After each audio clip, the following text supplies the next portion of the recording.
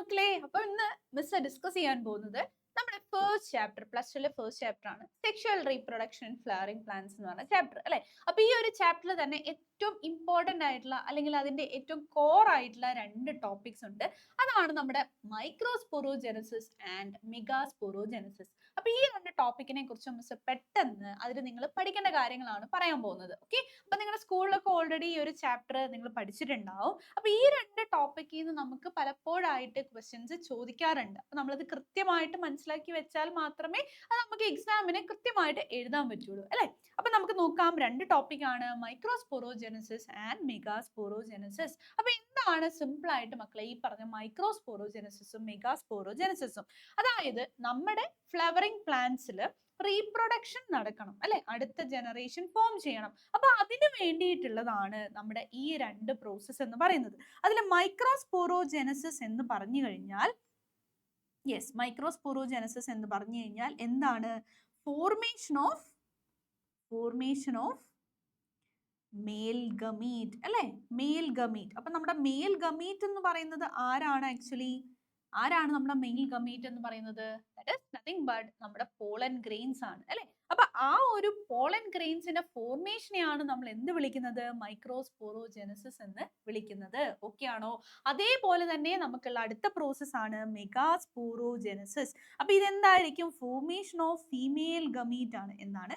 Formation of female gamete ആണ്. Okay, അപ്പോൾ female ഗമീറ്റിന്റെ ആ ഒരു പെർട്ടിക്കുലർ ഫോർമേഷന്റെ ആ ഒരു പ്രോസസ്സിനെ നമ്മൾ മെഗാസ്പോറോജെനസിസ് എന്ന് വിളിക്കും. ഓക്കെ, അപ്പൊ ഇത് രണ്ട് നിങ്ങൾ കൃത്യമായിട്ട് പഠിച്ചു വെച്ചോ, നിങ്ങൾക്ക് ഭയങ്കര യൂസ്ഫുൾ ആയിരിക്കും. പല ക്വസ്റ്റ്യൻ പേപ്പറിൽ നമ്മൾ കാണുന്നതാണ്. ഇനിയിപ്പോൾ എൻട്രൻസിനൊക്കെ പ്രിപ്പയർ ചെയ്യുന്നവരും കൃത്യമായിട്ട് മനസ്സിലാക്കി വെക്കേണ്ട രണ്ട് ടോപ്പിക്സ് ആണ്. അത്രമാത്രം കോംപ്ലിക്കേറ്റഡ് ആയിട്ടുള്ള കാര്യം ഒന്നും അല്ല, സിമ്പിൾ ആയിട്ടുള്ള കാര്യമാണ്. ഓക്കെ, അപ്പൊ മക്കളൊന്ന് ശ്രദ്ധിച്ചിരുന്നാൽ മതി, നമുക്കിത് സെറ്റ് ആക്കാം. Okay, yes. അപ്പൊ ഫസ്റ്റ് ഇവിടെ നമുക്ക് നമ്മുടെ ഫ്ലവറിന്റെ പിക്ചർ കാണാം അല്ലെ.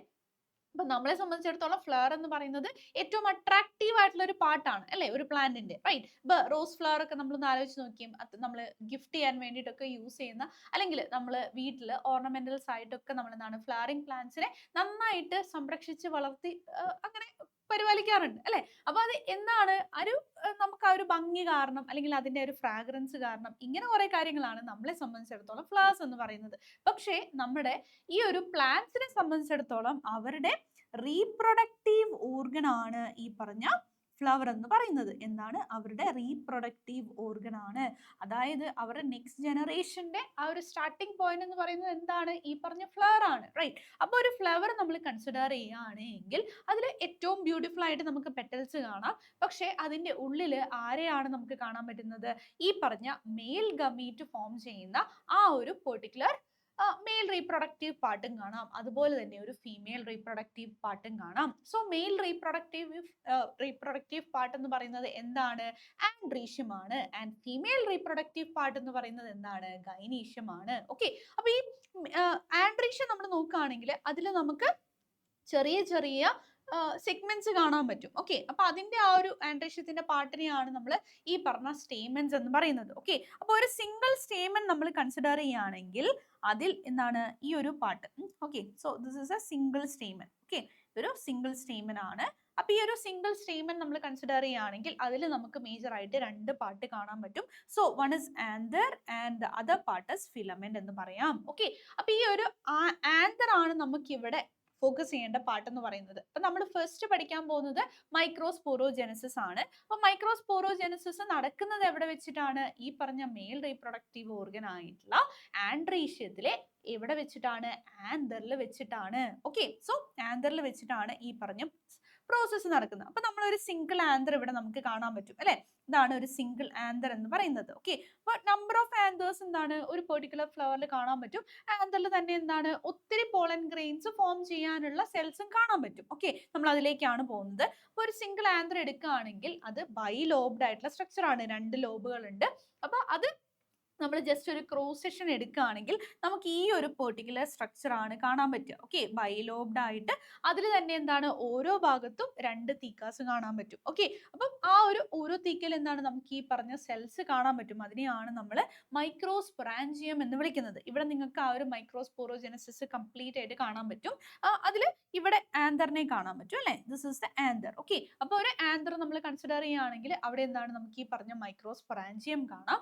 ഈ ഒരു മൈക്രോസ്പൊറാഞ്ചിയം മൈക്രോസ്പൊറാഞ്ചിയത്തിന്റെ ഉള്ളിലാണ് എന്ത് ഫോർമേഷൻ നടക്കുന്നത്? ഈ പറഞ്ഞ മൈക്രോസ്പോർസിന്റെ ഫോർമേഷൻ നടക്കുന്നത്. ഓക്കെ, അപ്പൊ മൈക്രോസ്പൊറാഞ്ചിയത്തിനെ നമുക്ക് പോളൻ സാക്ക് എന്ന് വിളിക്കാം. Okay, so what is that? Pollen sac എന്ന് വിളിക്കാം. Okay, yes. ഇനി എന്താണ് മൈക്രോസ്പോറോജെനസിസ് എന്ന് നമുക്ക് പെട്ടെന്ന് പറയാം. അതിനു മുന്നേ നമുക്ക് ഈ ഒരു ആന്തറിന്റെ സ്ട്രക്ചർ നോക്കാം. ഓക്കെ, അപ്പൊ ഈ ഒരു പെർട്ടിക്കുലർ ആന്തർ നമ്മൾ എടുക്കുകയാണെങ്കിൽ ഇവിടെ എന്താണ് ആ ഒരു ക്രോസ് സെക്ഷൻ എടുത്തു. ഓക്കെ, അതിന്റെ സെൻട്രൽ പാർട്ടിൽ നമുക്ക് എന്താണ് ഒരു കണക്റ്റീവ് പാർട്ട് കാണാം, ഒരു കണക്റ്റീവ് ട്യൂബ് കാണാൻ പറ്റും. That is the centre part. Fine, this is the centre part, that is the connective എന്ന് പറയുന്നത്. ഓക്കെ, ഇനി നെക്സ്റ്റ് അടുത്ത നെക്സ്റ്റ് എന്ന് പറയുന്നത് എന്താണ്? ഏറ്റവും ഔട്ടർ മോസ്റ്റ് ലെയർ ആണ്. ആ ഒരു ഔട്ടർ മോസ്റ്റ് ലെയറിനെ നമ്മൾ വിളിക്കുന്ന പേരാണ് epidermis. Okay, so the outermost layer is known as epidermis and the second layer is nothing but the endothecium and the next layer, ഇവിടെ ഈ ഒരു യെല്ലോ കളർ നമുക്ക് കാണാൻ പറ്റും. So that particular part is known as the middle layer. Okay, so ഇങ്ങനെ 3 layers നമുക്ക് correct ആയിട്ട് കാണാൻ പറ്റും. ഈ 3 ലെയറിന്റെ മേജർ ആയിട്ടുള്ള ഫംഗ്ഷൻ എന്ന് പറയുന്നത് പ്രൊട്ടക്ഷൻ ആണ്. ഓക്കെ, സോ അതിന്റെ ഉള്ളിലാണ് നമ്മുടെ സ്പോറോജിനസ് ടിഷ്യൂ ഉള്ളത്. അതിനെ കറക്റ്റ് ആയിട്ട് നമ്മൾ പ്രൊട്ടക്ട് ചെയ്യണം. ഓക്കെ, അതിന് വേണ്ടിയിട്ടാണ് ഈ പറഞ്ഞ ലെയേഴ്സ് എല്ലാം ഉള്ളത്. ഓക്കെ, ആ ലെയേഴ്സ് എന്താണ്? 3 ലെയേഴ്സ്, എപ്പിഡെർമിസും എൻഡോത്തീക്കും മിഡിൽ ലെയറും കൂടെ കമ്പൈൻ ചെയ്തിട്ട് എന്തിനു വേണ്ടി സഹായിക്കുന്നു? പ്രൊട്ടക്ഷന് വേണ്ടിയിട്ട് സഹായിക്കുന്നു. And inside we can see a particular layer and that is known as tapetum. So tapetum എന്തിനു വേണ്ടിയിട്ടാണ്?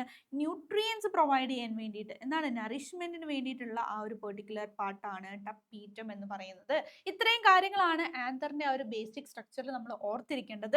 ഈ ഒരു ആന്തറിന്റെ സ്ട്രക്ചർ നമ്മളോട് ചോദിക്കാറുണ്ട്. മൈക്രോസ്പോറോജെനസിസ് പറയുന്നതിന് മുന്നേ മിസ് ബേസിക് ആയിട്ടുള്ള ഈ ഒരു സ്ട്രക്ചർ പറഞ്ഞതാണ്. ഓക്കെ, ഇനിയാണ് നമ്മുടെ മൈക്രോസ്പോറോജെനസിസ്. അപ്പൊ എന്താണ് മക്കളെ മൈക്രോസ്പോറോജെനസിസ് എന്ന് പറഞ്ഞു കഴിഞ്ഞാൽ? അതായത് പോളൻ ഗ്രെയിൻസിന്റെ ഫോർമേഷൻ, ആ ഒരു പെർട്ടിക്കുലർ പ്രോസസ്സിനെയാണ് നമ്മൾ മൈക്രോസ്പോറോജെനസിസ് എന്ന് വിളിക്കുന്നത്. അപ്പൊ ഈ മൈക്രോസ്പോറോജെനസിസ് നടക്കുന്ന സമയത്ത് അവിടെ നമുക്ക് എന്താണ് ഒരു പോളൻ മദർ സെല്ല് കാണാൻ പറ്റും. ഓക്കെ, അപ്പൊ ഈ മൈക്രോസ്പൊറാഞ്ചിയത്തിന്റെ ഉള്ളിൽ അല്ലെങ്കിൽ പോളൻ സാക്കിന്റെ ഉള്ളിൽ നമുക്ക് ഒരു ഗ്രൂപ്പ് ഓഫ് സെൽസിനെ കാണാൻ പറ്റും. അവരെ വിളിക്കുന്ന പേരാണ് സ്പോറോജിനസ് ടിഷ്യൂ. എന്താണ് സ്പോറോജിനസ് ടിഷ്യൂ എന്ന് പറയുന്നത്? ഓക്കെ, സ്പോറോജിനസ് ടിഷ്യൂ എന്ന് പറയുന്നത്. ഓക്കെ, ആ ഒരു പെർട്ടിക്കുലർ സ്പോറോജിനസ് ടിഷ്യൂവിന്റെ ഉള്ളിലാണ് ഈ പറഞ്ഞ പ്രോസസ്സ് നടക്കുന്നത്. അവിടെയാണ് ഡിവിഷൻ അണ്ടർഗോ ചെയ്യുന്നത്. ഓക്കെ, അപ്പൊ ആ ടിഷ്യൂസ് ആണ് എന്താണ് ഡിവൈഡ് ചെയ്തിട്ട് മൈക്രോസ്പോർസ് ആയിട്ട് കൺവേർട്ട് ചെയ്യപ്പെടുന്നത്. ഫൈൻ, അപ്പൊ ഈ ഒരു പോളൻ ഗ്രെയിൻസ് അല്ലെങ്കിൽ ഈ മൈക്രോസ്പോർസിന്റെ ഫോർമേഷൻ നടക്കുന്നതേ നമ്മൾ ഓവറോൾ മൈക്രോസ്പോറോജെനസിസ് എന്ന് വിളിക്കുന്നു. അപ്പൊ എന്ത് സംഭവിക്കുന്നു? ഈ മൈക്രോസ്പോർ മദർ സെൽ നമുക്ക് ഈ ഒരു ടിഷ്യൂസിന്റെ ഉള്ളിൽ കാണാൻ പറ്റും. നമുക്ക് ഒരു പെർട്ടിക്കുലർ മൈക്രോസ്പൊറാഞ്ചി എടുത്താൽ അവിടെ നമ്പർ ഓഫ് എന്താണ് മൈക്രോസ്പോർ മദർ സെൽസ് നമുക്ക് കാണാൻ പറ്റും. അതിൽ എന്ത് സംഭവിക്കുന്നു? മിയോസിസ് അണ്ടർഗോ ചെയ്യുന്നു. കാരണം എന്താണ്? മൈക്രോസ്പോർ മദർ സെൽ എന്ന് പറയുന്നത് 2n സ്റ്റേറ്റിലാണ്. മൈക്രോസ്പോർ മദർ സെല്ലിൽ എന്താണ്? 2n സ്റ്റേറ്റ് ഡിപ്ലോയിഡ് ആണ് ആ മൈക്രോസ്പോർ മദർ സെൽ എന്ന് പറയുന്നത്, അല്ലെങ്കിൽ പോളൻ മദർ സെൽ എന്ന് പറയുന്നത്. അവിടെ എന്താണ്? റിഡക്ഷൻ ഡിവിഷൻ ആണ് നടക്കേണ്ടത്. സോ അവിടെ മിയോസിസ് നടക്കുന്നു. മിയോസിസ് നടന്നു കഴിഞ്ഞാൽ അതിന്റെ എൻഡ് റിസൾട്ട് എന്ന് പറയുന്നത് എന്താണ്? 4 സെൽസ് ഫോം ചെയ്യും അല്ലെ? ഒരു മിയോസിസ് മിയോസിസ് 1ഉം 2ഉം കഴിഞ്ഞിട്ട് 4 സെൽസ് ആണ് അവിടെ ഫോം ചെയ്യുന്നത് അല്ലെ? അപ്പൊ ആ 4 സെൽസിനെ നമ്മൾ എന്ത് വിളിക്കും? ടെട്രാഡ് എന്ന് വിളിക്കും. എന്ത് വിളിക്കും? ടെട്രാഡ് എന്ന് വിളിക്കും. സോ ഇവിടെ എന്താണ്? മൈക്രോസ്പോർ ടെട്രാഡ് ഫോം ചെയ്യുന്നു. മക്കൾക്ക് മനസ്സിലായോ?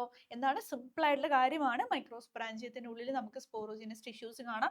അതിന്റെ ഉള്ളിൽ എന്താണ് ഈ പറഞ്ഞ മൈക്രോസ്പോർ മദർ സെൽ അല്ലെങ്കിൽ പോളൻ മദർ സെൽ കാണാൻ പറ്റും. ആ മൈക്രോസ്പോർ മദർ സെല്ലിൽ എന്താണ്? മിയോസിസ് നടക്കുന്നു. ആ മൈക്രോസ്പോർ മദർ സെൽ എന്ന് പറയുന്നത് എന്താണ്? 2n ആണ് അല്ലെ? അപ്പൊ ഈ ഒരു മൈക്രോസ്പോർ മദർ സെല്ലിന്റെ ഉള്ളിൽ മിയോസിസ് നടക്കുന്നു. മിയോസിസ് നടന്നു കഴിഞ്ഞാൽ അവിടെ മിയോസിസ് 1 ഉണ്ട്, മിയോസിസ് 2 ഉണ്ട്. അതിന്റെ എൻഡ് റിസൾട്ട് എന്ന് പറയുന്നത് മൈക്രോസ്പോർ ടെട്രാഡ് ആണ്. ഈ ഒരു മൈക്രോസ്പോർ ടെട്രാഡ് ഒരു ടിഷ്യൂസ് വെച്ചിട്ട് ഇങ്ങനെ കണക്ട് ചെയ്തിട്ടാണ് ഇരിക്കുന്നത്. അത് സെപ്പറേറ്റ് ചെയ്യപ്പെടും. അത് സെപ്പറേറ്റ് ചെയ്തിട്ട് ഓരോന്നും എന്തായിട്ട് കൺവേർട്ട് ചെയ്യുന്നു? മൈക്രോസ്പോർസ് ആയിട്ട് കൺവേർട്ട് ചെയ്യുന്നു. അല്ലെങ്കിൽ എന്തായിട്ട് കൺവേർട്ട് ചെയ്യുന്നു? നമുക്ക് പറയാം പോളൻ ഗ്രെയിൻസ് ആയിട്ട് കൺവേർട്ട് ചെയ്യുന്നു എന്ന് പറയാം.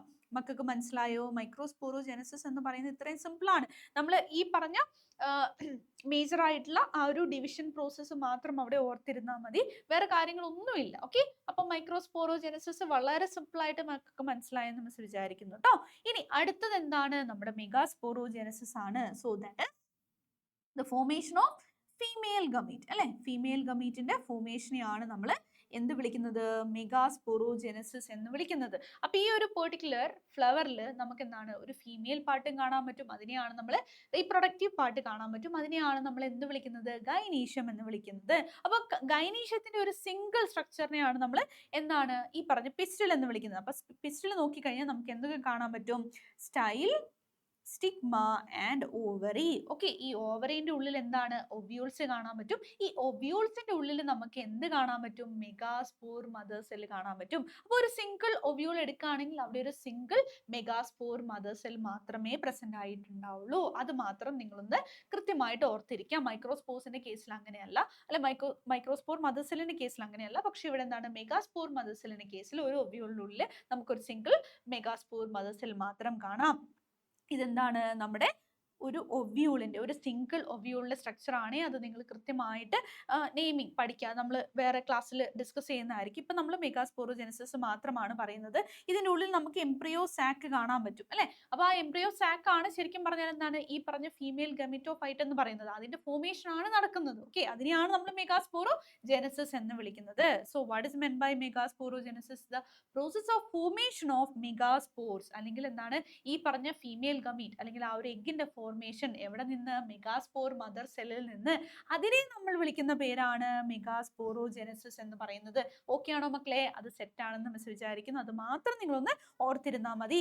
അപ്പൊ എന്താണ് ഈ പറഞ്ഞ ഒവ്യൂളിന്റെ ഉള്ളിൽ നമുക്ക് എന്ത് കാണാൻ പറ്റും? മെഗാസ്പോർ മദർ സെൽ കാണാൻ പറ്റും. ഒരു സിംഗിൾ മെഗാസ്പോർ മദർ സെൽ. അതിന്റെ ആ ഒരു പ്ലോയിഡി, ആ ഒരു സ്റ്റേറ്റ് എന്താണ്? ഡിപ്ലോയിഡ് ആയിരിക്കും, അല്ലെ? 2n ആയിരിക്കും. അപ്പൊ ഈ ഒരു മെഗാസ്പോർ മദർ സെല്ലിൽ നമ്മൾ ഈ മിയോസിസ് തന്നെ ആയിരിക്കും നടക്കുന്നത്. എന്താണ്? മിയോസിസ് നടക്കും. അതാണ് നമ്മുടെ റിഡക്ഷൻ ഡിവിഷൻ എന്ന് പറയുന്നത്, അല്ലെ? മിയോസിസ് 1ഉം മിയോസിസ് 2ഉം നടന്നതിന് ശേഷം എന്ത് സംഭവിക്കുന്നു? 4 മെഗാസ്പോർസ് അവിടെ ഫോം ചെയ്യുന്നു. എന്താണ്? 4 മെഗാസ്പോർസ് ഫോം ചെയ്യുന്നു. എത്രയാണ്? 4 മെഗാസ്പോർസ് ഫോം ചെയ്യുന്നു. ഓക്കെ, ഈ 4 മെഗാസ്പോർസിൽ ഒരെണ്ണം മാത്രമാണ് എന്ത്? ഫങ്ഷണൽ മെഗാസ്പോർ എന്ന് പറയുന്നത്. ഒരെണ്ണം മാത്രം എന്താണ്? ഫങ്ഷണൽ മെഗാസ്പോർ ആണ്. ബാക്കി 3 എണ്ണം എന്താണ്? പിന്നെ സർവൈവ് ചെയ്യത്തില്ല. അവര് ഡീജനറേറ്റ് ചെയ്തു പോകും. അവരെന്താണ്? ഡീജനറേറ്റ് ചെയ്യും. അതായത് അവര് പിന്നെ നശിച്ചു പോവാണ് ചെയ്യുന്നത്. അവരെ കൊണ്ട് പ്രത്യേകിച്ച് വേറെ യൂസസ് ഉണ്ടാവില്ല. അപ്പൊ ഈ ഒരു പെർട്ടിക്കുലർ ഫങ്ഷണൽ മെഗാസ്പോറിലാണ് പിന്നീട് മൈറ്റോസിസ് നടന്നിട്ട് അതെന്താണ്? 8 ന്യൂക്ലിയേറ്റ് 7 സെൽഡ് സ്റ്റേജ് ആയിട്ടുള്ള ആ ഒരു എംബ്രിയോ സാക്ക് അവിടെ ഡെവലപ്പ് ചെയ്യുന്നത്. ഓക്കെ, അപ്പൊ അവിടെ ഈ ഒരു പെർട്ടിക്കുലർ പ്രോസസ്സ് കാണാം നമുക്ക്. ഓക്കെ, അപ്പൊ ഇവിടെ എന്താണ്? ആദ്യം ഒരു മൈറ്റോസിസ് നടക്കുന്നു. അപ്പൊ 2 സെൽസ് മീൻസ് 2 ന്യൂക്ലിയസ് അവിടെ ഫോം ചെയ്യുന്നു, അല്ലെ? അപ്പൊ അവിടെ എന്താണ്? ആ പറഞ്ഞ കാരിയോകൈനസിസ് മാത്രമാണ് നടക്കുന്നത്. ആ സൈറ്റോകൈനസിസ് കംപ്ലീറ്റ് ആയിട്ട് അവിടെ നടക്കുന്നില്ല. Okay, yes. ഇത് അതിനുശേഷം എന്താണ്? വീണ്ടും അവിടെ മൈറ്റോസിസ് അണ്ടർഗോ ചെയ്യുന്നു. അങ്ങനെ അത് 4 ന്യൂക്ലിയസ് അവിടെ വീണ്ടും ഫോം ചെയ്യുന്നു, അല്ലെ? 4 പിന്നീടാണ് ആ പറഞ്ഞ വാൾ ഫോർമേഷൻ നടന്നിട്ട് അത് ഒരു കംപ്ലീറ്റ് സെൽസ് ആയിട്ട് പിന്നീട് കൺവേർട്ട് ചെയ്യും. അറ്റ് ദി എൻഡിലാണ് അത് നടക്കുന്നത്. ഓക്കെ, പിന്നെ ആ 4 വീണ്ടും ഡിവൈഡ് ചെയ്ത് 8 ആയിട്ട് കൺവേർട്ട് ചെയ്യപ്പെടുന്നു. അപ്പൊ ഇവിടെ ഈ ഒരു 8 ന്യൂക്ലിയസ് നമുക്ക് കാണാൻ പറ്റും. 8 ന്യൂക്ലിയേറ്റ് സ്റ്റേജ് ആണ് നമ്മുടെ എംബ്രിയോ സാക്ക് എന്ന് പറയുന്നത്. ഈ എംബ്രിയോ സാക്ക് മക്കളൊന്ന് പഠിച്ചു വെക്കണം. അത് നിങ്ങളോട് എപ്പോഴും എന്താണ് എക്സാമിന് ചോദിക്കുന്ന ഒരു പെർട്ടിക്കുലർ ക്വസ്റ്റൻ ആണ്. പിന്നീട് എന്താണ്? ഈ ഒരു വാൾ ഫോർമേഷൻ നടക്കുന്നു. അവിടെ എന്താണ്? സെന്ററിൽ നമുക്ക് പോളാർ ന്യൂക്ലിയ കാണാം. ഈ ഒരു സെൻട്രൽ സെല്ലിൽ നമുക്ക് പോളാർ ന്യൂക്ലിയ കാണാം. അതെന്താണ്? ഡബിൾ ന്യൂക്ലിയസ് ഉള്ളതാണ്. 2 ന്യൂക്ലിയേറ്റഡ് ആണ്, ബൈന്യൂക്ലിയേറ്റഡ് ആണ്. ഓക്കെ, അപ്പോൾ അതെന്താണ്? ഒരു സിംഗിൾ സെല്ലിൽ നമുക്ക് 2 ന്യൂക്ലിയസ് കാണാം. അപ്പൊ അതുകൊണ്ടാണ് നമ്മൾ 7 സെൽഡും അതുപോലെ 8 ന്യൂക്ലിയേറ്റ് എന്ന് പറയുന്നത്. അവിടെ 2 ന്യൂക്ലിയേറ്റ് കാണാം. പിന്നെ ആന്റിപോഡൽ റീജിയനിൽ, അതായത് ചെലാസിൽ റീജിയനിൽ നമുക്ക് എന്താണ്? ഈ പറഞ്ഞ ആന്റിപോഡൽ സെൽസ് കാണാൻ പറ്റും. അത് 3 എണ്ണം. പിന്നെ അത് കൂടാണ്ട് നമ്മുടെ മൈക്രോപൈലാർ എൻഡിൽ എന്താണ്? നമുക്ക് ഈ പറഞ്ഞ ഫിലിഫോം അപ്പാരറ്റസ് കാണാം. അതുപോലെ തന്നെ സിനർജിഡ്സും കാണാം. ഓക്കെ, അപ്പൊ അവിടെ എന്താണ്? ഈ ബാക്കി 3 എണ്ണവും കൂടി ഉണ്ടാവും. ഓക്കെ, അങ്ങനെ എന്താണ്? നമുക്ക് കംപ്ലീറ്റ് ആയിട്ട് so here 3 and here 3 and here we can see the 2 nucleus, അല്ലെ? അപ്പൊ അങ്ങനെയാണ് നമുക്ക് കംപ്ലീറ്റ്ലി 8 ന്യൂക്ലിയേറ്റ് സ്റ്റേജ് കാണാൻ പറ്റുന്നത്.